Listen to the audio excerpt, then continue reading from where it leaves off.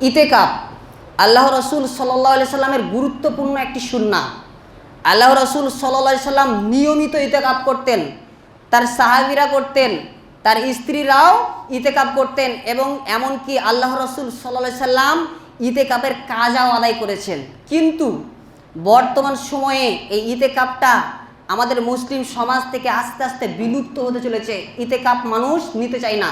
আপনাদের মসজিদে নেই? অনেক মসজিদ আছে যেগুলোতে নেয় না। আমরা ছোটোবেলায় দেখেছি অনেক মানুষ ইতেকাপ নিতেন, কিন্তু আস্তে আস্তে ইতেকাপ নেওয়ার প্রতি মানুষের যে আগ্রহ, যে প্রবণতা, এটা হারিয়ে যাচ্ছে। অথচ ইতেকাপ হচ্ছে এমন একটি ইবাদত, আপনি যদি বেশি বেশি পরিমাণে ইবাদত করতে চান তাহলে ইতেকাপ নিয়ে আপনাকে বেশি বেশি পরিমাণে ইবাদত করার একটা আপনার মাধ্যম তৈরি হয়। ইতেকাপ হচ্ছে এমন একটি মাধ্যম বা এমন একটি জিনিস, বেশি বেশি ইবাদত করার একটা পদ্ধতি।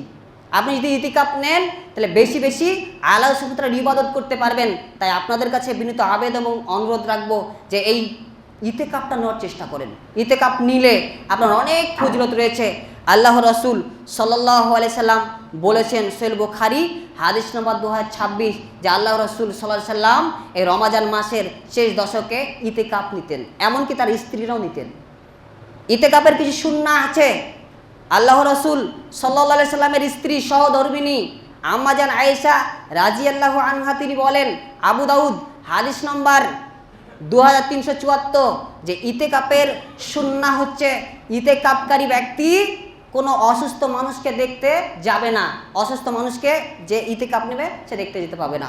নাম্বার 2, জানাজায় অংশগ্রহণ করতে পারবে না। মসজিদে যদি জানাজা হয় কোনো কারণে সেটা ব্যতিক্রম, সেটা ভিন্ন কথা, কিন্তু আমভাবে এই ইতেকাপকারী ব্যক্তি জানাজায় অংশগ্রহণ করতে পারবে না। নাম্বার 3, স্ত্রীকে স্পর্শ করতে পারবে না। নাম্বার 4, স্ত্রীর সঙ্গে সহবাস করতে পারবে না। নাম্বার 5, অধিক প্রয়োজন ছাড়া মসজিদ থেকে বের হতে পারবে না, ইতেকাপের স্থান থেকে বের হতে পারবে না।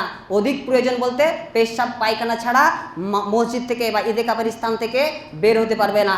নাম্বার 6, সিয়ামরত অবস্থায় ইতেকাপ নিতে হবে, সিয়াম ছাড়া ইতেকাপ নিবে না। নাম্বার 7, যদি ইতেকাপ নেন তাহলে ইতেকাপ নিতে হবে জুম্মা মসজিদে, জুম্মা মসজিদ ছাড়া অন্য কোনো জায়গায় ইতেকাপ নেওয়া হবে না। অতএব আপনাদের কাছে বিনীত আবেদন এবং অনুরোধ রাখলাম যে ইতেকাপ খুব গুরুত্বপূর্ণ একটি আল্লাহ রসুল সাল্লাল্লাহু আলাইহি সাল্লামের সুন্নাহ। যেই সুন্নাহটা যদি আপনি গ্রহণ করতে পারেন তাহলে বেশি বেশি পরিমাণে ইবাদত করার একটা সুযোগ পাবেন। তাই আপনারা এই ইতেকাপ নেওয়ার চেষ্টা করেন।